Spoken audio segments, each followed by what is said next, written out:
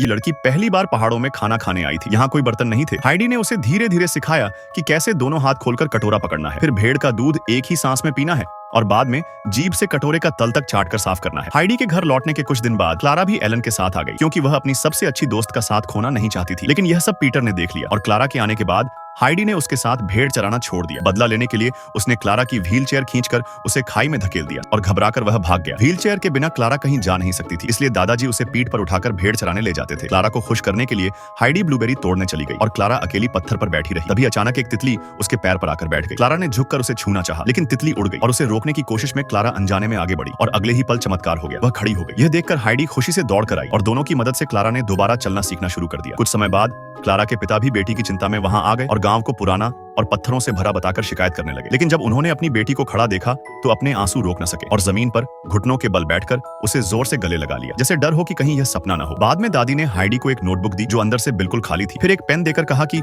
बाकी की कहानी अब तुम्हें खुद लिखनी है। हाइडी का सपना लेखक बनना था, लेकिन लोग उसका मजाक उड़ाते थे। तब दादी ने कहा, अगर तुम दिल से किसी चीज को पसंद करते हो तो उसका पीछा करो, चाहे लोग कुछ भी कहें, क्योंकि आसमान के लिए बने पंछी कभी पिंजरे में कैद नहीं रहते।